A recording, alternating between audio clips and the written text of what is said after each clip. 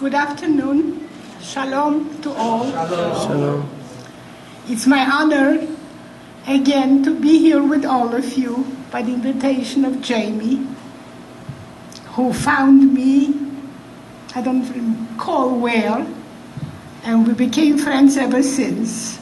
I don't know if any of you saw me here once before, but it's my honor to be here again.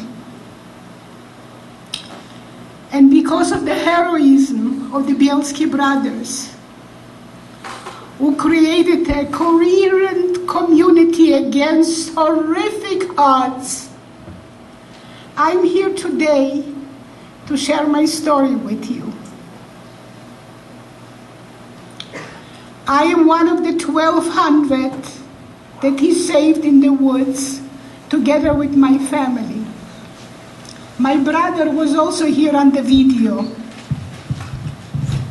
The one who till today cannot forget the screams that he heard when they took out the entire ghetto from the city of Lida and shot without giving a verdict what crime they committed. 6,700 people. And in this execution, I lost my grandmother, who till today I cannot forget the good times I had with her as a child, living under the same roof, with 2 sets of my aunts and uncles, 7 of my first cousins, who did not have the good fortune to survive and tell their stories. I'm here today because of the heroism of the Bielski brothers. If anybody would like to ask a particular question, I will be very happy to answer. And You can just start from the beginning, just start from when it began, when you're a child, Okay. and go right through from there. in 1942, the Second World War broke out between Germany and Poland. I happened to be at the summer resort that summer, looking forward to celebrate my 10th birthday. My father of lasting family came to the village we were supposed to spend the summer. He would only come for the weekend. And he whispered in my mom's ear that a war broke out, and being that he was a high-ranking officer in the Polish army, he's drafted to go and serve. And my mom should take the kids back to the city and take it day by day what will come. I have to admit to you the ignorance of myself at the age of 10. I did not even hear the word war, and I certainly did not know what it meant. And when I asked my mother, how come we have to go back? Where is Papa going? What kind of army? What is this all about? And as mothers try to shelter their children, she knew I will not understand.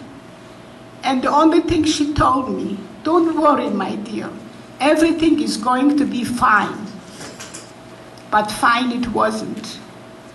We went back to our home, and my father left to serve in the Polish army, and all hell broke loose.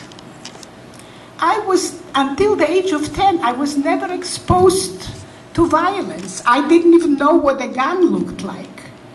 I didn't see ever anybody fight with one another, or God forbid, get killed. I didn't even know the meaning of it.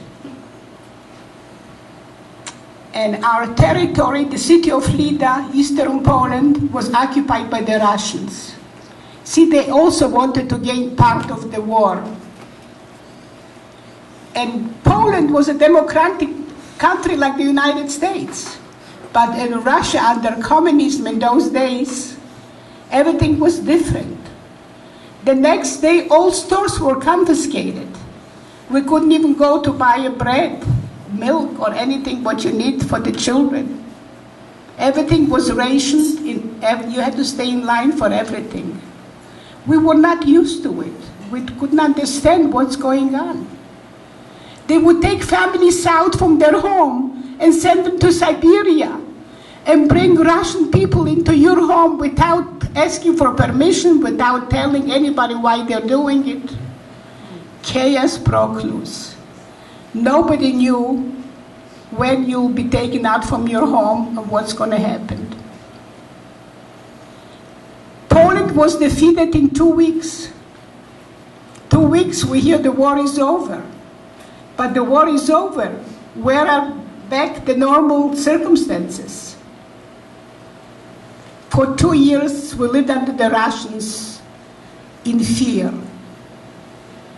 The only thing we were worried about is to be taken out from our home and be sent to Siberia. Little did we know what's going on in the western part of Poland under German occupation. My father of lasting memory had 3 brothers, 2 sisters, and his mom, my second grandmother, living in the city of Lodz, western part of Poland.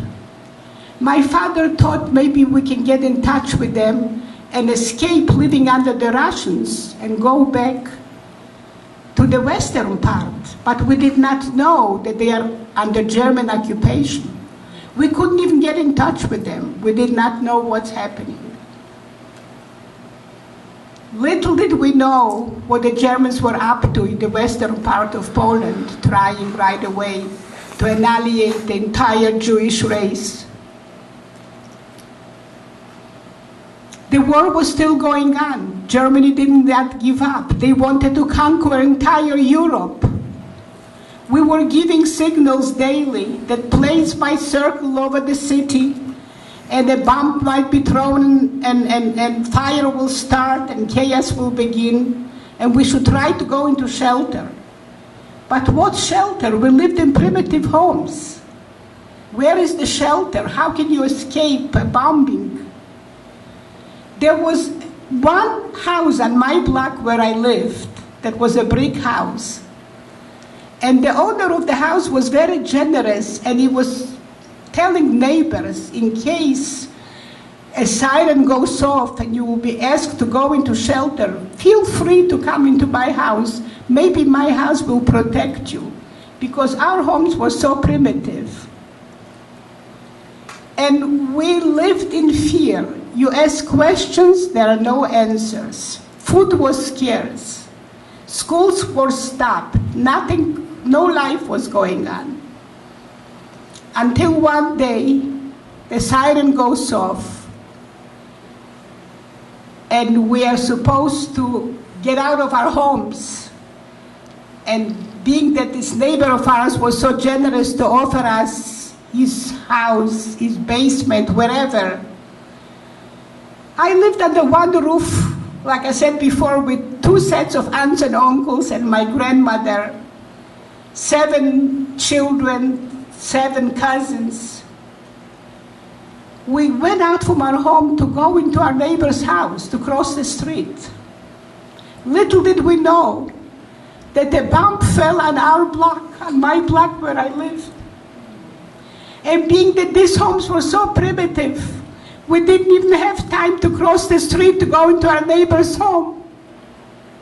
Our house caught on fire.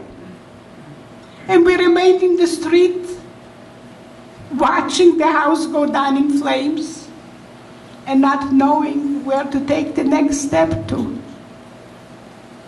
One of my uncles who dealt with apple orchards had friends that lived in the outskirts of the city, not Jewish friends. And my uncle thought that he will leave the family behind and go to one of his friends and tell them what he's witnessing with his own eyes. He has no home anymore. Maybe they will find shelter for us, to let us in where they live in their farm home. One thing we were fortunate, at the end of every block, there were woods. So we moved away from the fires towards the woods. And my uncle went to his friend, and it did not take too long. He came back with a horse and wagon. His friend was so cooperative and so understanding. He said, yes, I'll try to make room for you. Being that there were so many little children involved, and my little old grandmother who could probably not be able to take the trip by foot, that's why he came with a horse and wagon. And we children at a young age, some of my cousins were younger than I was, we hopped at that horse and wagon, and all of a sudden we are having fun. We're going to a place where we don't know where we're going, but we're having a beautiful ride. And when we approached our friend, my uncle's friend's farmhouse, he didn't even have room to accommodate 3 families. So he said, you know, I'm going to let you have my barn where I keep my horses and cows and chickens and all kinds of animals. And we children, we ran into that barn, and the barn was stuck up with hay already, almost to the ceiling. And we ran up on the stacks of hay, and we created such a fun time out of it. Happy, jumping up and down, until the night came. And we were told to be quiet. We have to go to sleep. We went up sort of to sleep, and the night didn't last too long. In the middle of the night, maybe in the early morning, my uncle's friend who let us into his barn was knocking on the door. And when he opened up the door, he went in, he was crying worse than any of us. And he said, the city of Lida through the night was occupied by the Germans. And the word spread around so fast that the Germans are out to kill all the Jews. My neighbors, my farm neighbors, found out that I let you guys in here, and they begged me to tell you to leave. Because if the Germans will find out that I have Jewish people here in the barn, they will kill us all. I mean, I don't want you to go, but I have no choice. My neighbors don't let me go out here by myself. You all have to go. What choice did we have? But we have no place to go either. We separated 3 families.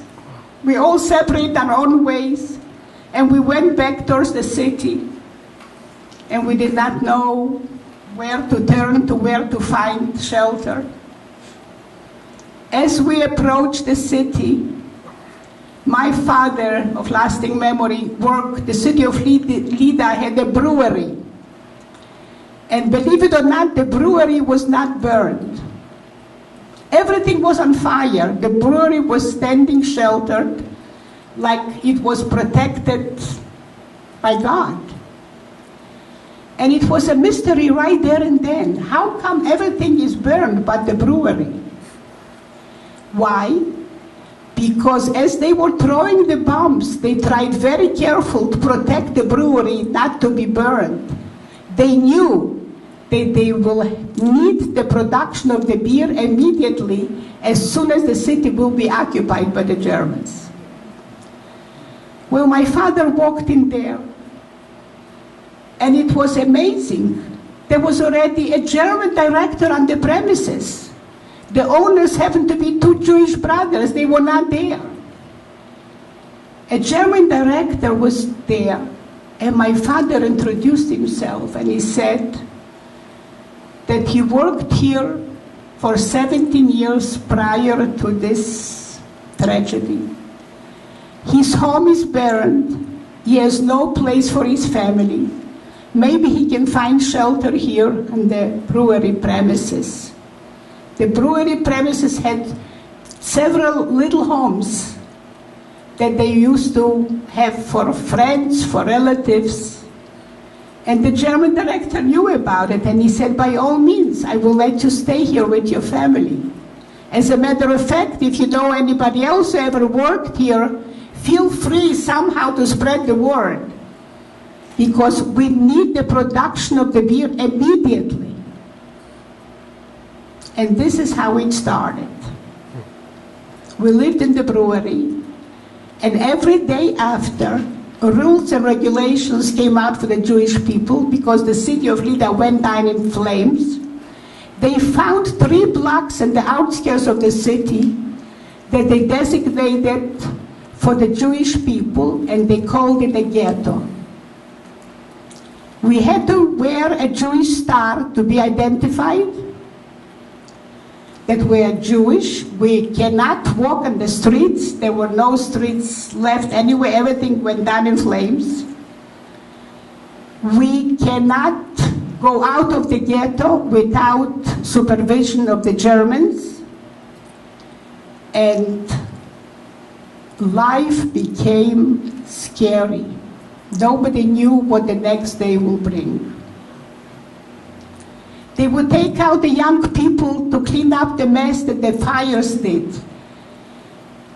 And it didn't take too long, 3 months, the cities sort of cleaned it the best they could do. They took out the entire ghetto on a field, and they segregated right and left, and they shot 6,700 people, like I started, without giving them a verdict what crime they committed. The screams that my brother talked about were heard in the brewery that was not located too far from the ghetto. And we did not know what's happening. We knew one thing: when something is not normal, you have to try to go into shelter. The next day, when we got up, the German director of the brewery told us of the tragedy that took place in the ghetto. And he said that the SS came to the brewery, they knew that Jewish people were working there, and the German director covered up for us. He said, no, I don't have any Jewish people here. I sent them all to the field already. And this is how we were spared not to be on the field, where the whole family was killed and 6,000 other Jewish people. But this was not the end yet. The reason the German director did it is because he knew that eventually every city in Europe was supposed to be made Judenrein, meaning that there was not one Jew supposed to be left alive. But they couldn't do it at once. And in the meantime, the Bielski brothers heard what's going on in the western part of Poland, how they're killing Jews, and eventually they knew that they'll come for us too. They used to send messengers to the ghetto. People, what are you waiting for? Come and join us. And so few people were determined to do as they requested, because nobody could picture how human beings can survive in the woods, especially without any means, without a roof over your head. Forget about change of clothes, stuff like that, showers, cleaning. I mean, you become an animal, and nobody dared to escape from the ghetto. And of course, life went on under terrible circumstances. God forbid if you go out of your way, if you do something, let's say if you escape the brewery, the ghetto, and you try to look for some food someplace. And the Germans were always, the SS was always with dogs and watching. And God forbid if they would see somebody escape, and they would mention to a German shepherd, this is eine Jude, this person is a Jew, the German shepherd would tear you apart into pieces to scare anybody else to try to escape or to take a chance. And we lived in fear, and nobody dared to escape into the woods. And the war was still going on, and it was time for the city of Lida to be made Judenrein, meaning that no Jew was supposed to be left alive. And the next time they used a different method. They put up the Jews on trains to be sent to a concentration camp, and they told them that they're being relocated to go to work in another city. We didn't even hear from concentration camps in the city of Lida. We had no knowledge what's going on in the western part. And you're going to go to work someplace else. One thing we knew, that if something comes up unexpected or it doesn't sound right, we should try to go into hiding. And when the time came for the Germans to be called the workers from the brewery to be sent on a train sort of to go to a different place to work, I never went to forced labor. I was too young. And my mother was so devastated, losing her mother, her sister and brother and nieces and nephews. Wow. She was unbelievably affected. She couldn't do anything. And we lived in the brewery in one room with 10 people. And I remember one afternoon being in the room with 6 other people beside my mother, and I had a little cousin who lives in Canada. She was 5 years old at the time. She happened to be on the field where they killed her father and her younger sister and her mother. And when my mom found out that she remained alive, we took her in to live with us in the brewery. And I was with her and my mom and 6 other adults when we hear the most violent screams from the Germans. They had to be drunk. And on the top of their lungs, they screamed, alle Juden raus, everybody out, wherever you are. And we knew right away, it doesn't sound good. So instead of to go out, this house where we lived at the attic, so we ran up, 11 people ran up on the attic.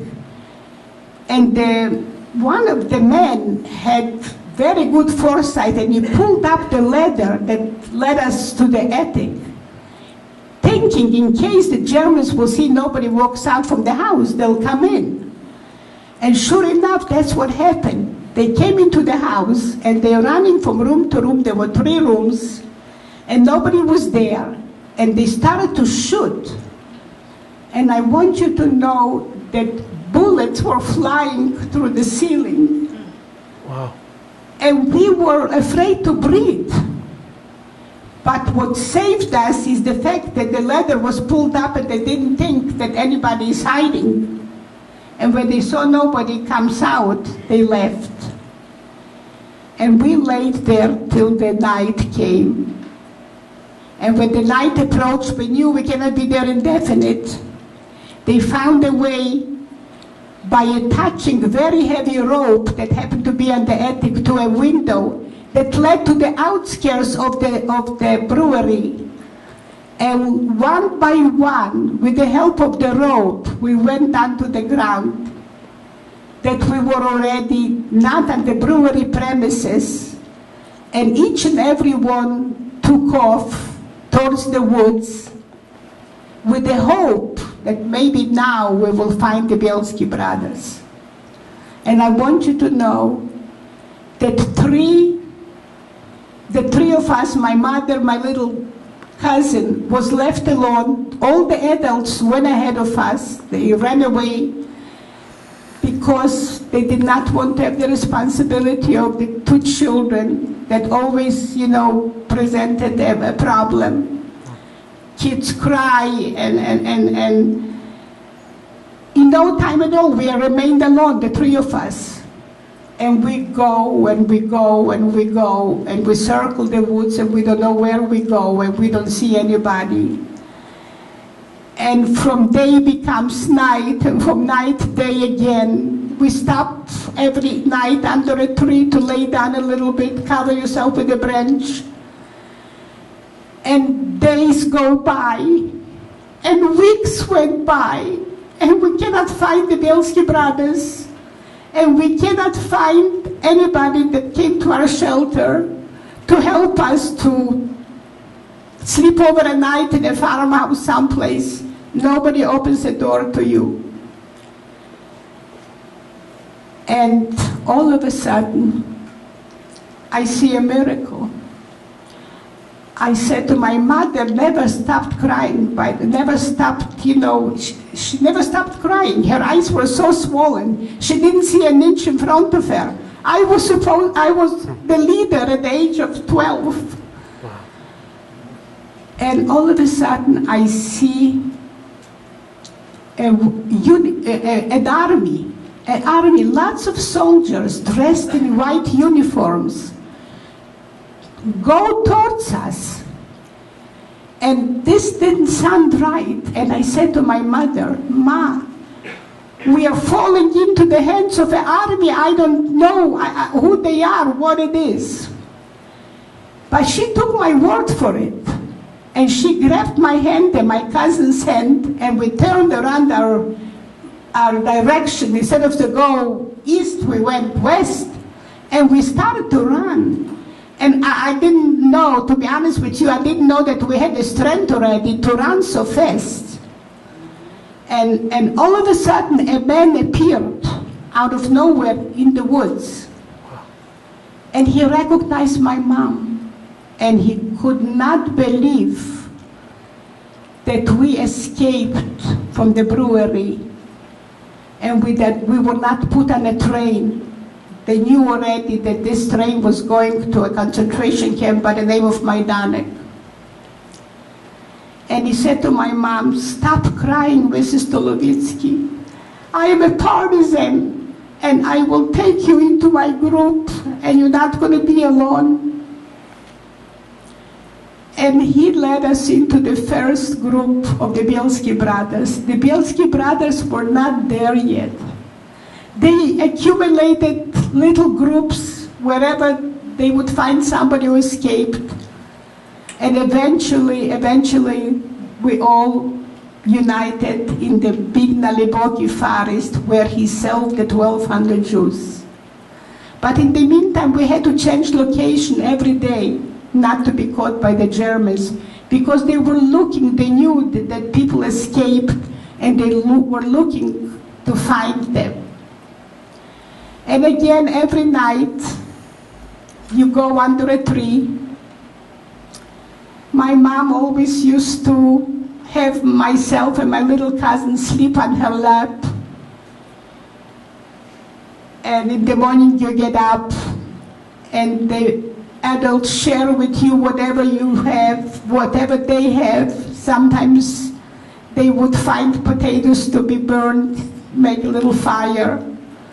Or many times you would just chew on cork from the tree, just, to have something in your mouth to fill the hunger, pain. And we were going around for 3 weeks. From day to day, change another set of woods. And one morning I got up for my mom's lap, I raised my head. And by the way, those woods were so thick and so tall that many times you have to raise your head very high to see daylight. And I got up in a mood, in a good mood, like I already forgot what it feels like to be sort of happy. And I started to stare between the woods. and I thought I saw my sister. But this is 3 weeks later. And then deep in my heart, I say, oh, that's the reason I feel good. I probably had a wonderful dream, and I see her. However, I couldn't stop staring at the woods. And the more I stared, the more she appeared real. And all of a sudden, she started to move towards the group.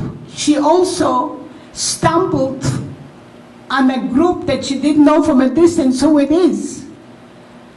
And she started to run towards the group. And immediately she noticed my mom. Wow. And myself, and the first words from her mouth was, my father and my brother is alive. I'm not alone.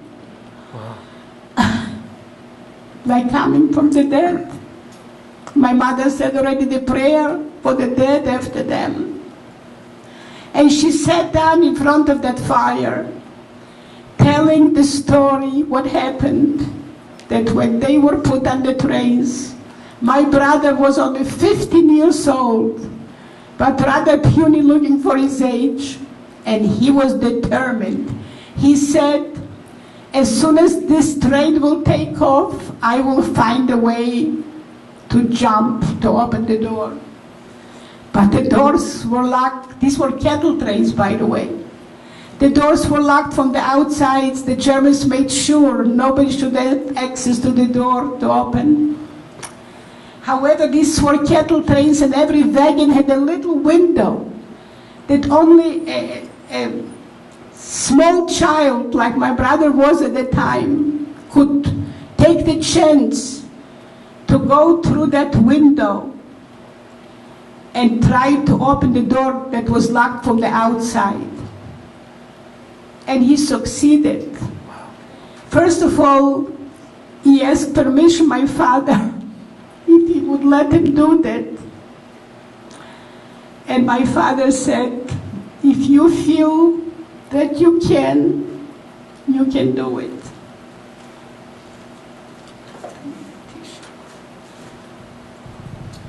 Sorry.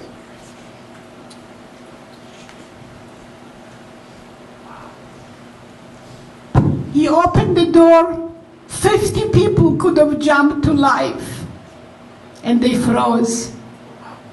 11 people jumped, and they made up. The first one who jumps will stay in place and wait who will follow. And they waited, and they waited, and they waited. 11 people jumped, and nobody else followed. And the train was going in full speed, and time went by, and they don't see anymore the train, and they don't see anybody coming. And they were already on the German border between Poland and Germany. But they jumped with the idea to find the Bielski brothers. So he was telling us, my brother was telling us the story, that my sister was telling us the story, that they were moving only at night with the help of the moon to find the location to go back where they started. Wow.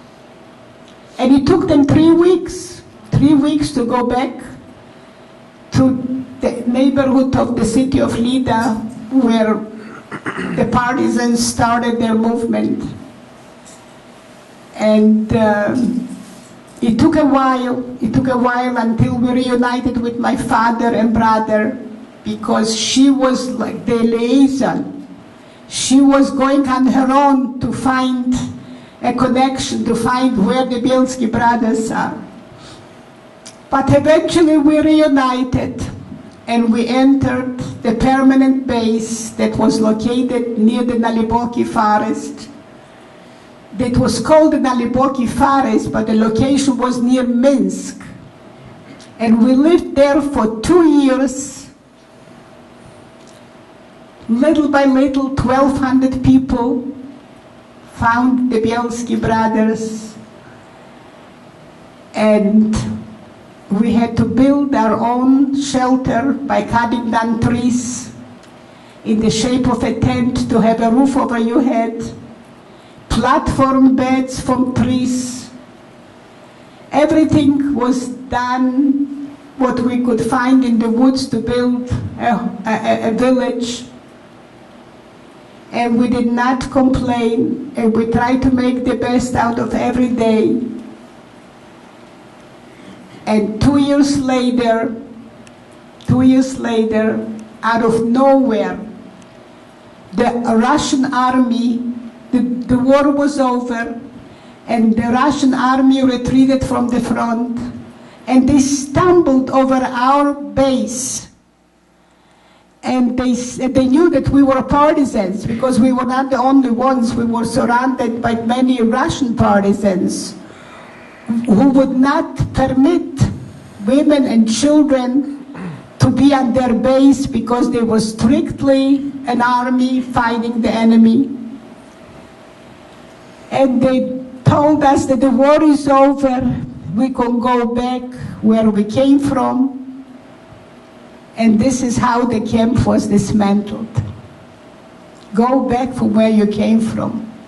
We knew we have no place to go back to. However, everybody went their own way. We went back to the city of Lida where we started. My parents didn't want to stay there. There were only bad memories, mass graves, nothing to look forward to. And since my father had a big family in the western part of Poland that he lost contact with, he felt that we should go back to the city of Lodz, and maybe he can find some relatives who survived. And little by little, through very big difficulties, we found a way to get to the city of Lodz. And my father remembered exactly where his mom lived and his brothers and sister. And we approached the address, Poloniowa 36, that's where they lived. We walked into that house. There was nobody there. We started to ask neighbors if anybody knows what happened to these families. Nobody knew. There were other people on the premises already. The only thing they told us that all the Jews in the city of Lodz were sent to a concentration camp by the name of Auschwitz. My 3 brothers, married with children, 2 sisters and his mom, not one survivor. So we did not want to stay in the city of Lodz either. So where do we want to go? Where can we go? All of a sudden, my father had a dream. Maybe we can go to Palestine. Israel was not yet a state for the Jewish people. It was Palestine, under the British command. And we started to ask around for ways maybe we could get to Palestine. Everybody said, absolutely not. The British wouldn't hear of letting in survivors from the Holocaust without a quota, without a visa. So where do we go?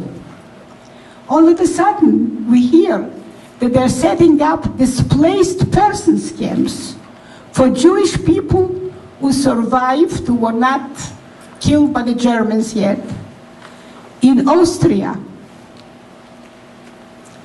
So we entered a displaced persons camp for the first time in the city of Linz in Austria.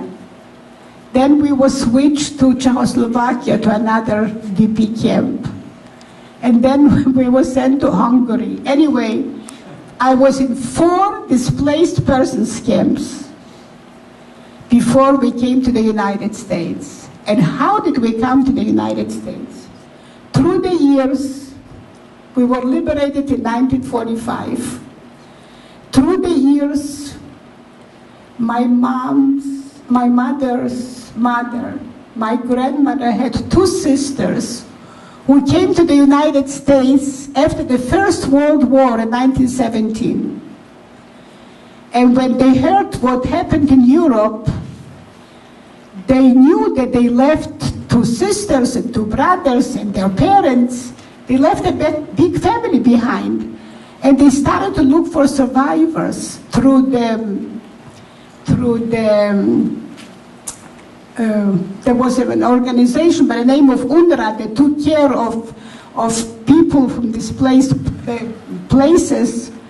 And anyway, my mother one day gets a notification that there's somebody looking for her in the United States. And she answered this call, and it happened to be my mother's an aunt, who was my grandmother's sister, looking for survivors. And when we made contact with them, corresponding, my father, believe it or not, in 1945 already spoke a perfect English and corresponded with the American family in writing. And they said that they're sending us out an affidavit immediately, not what a visa. And they're bringing us over to the United States. We received our visa,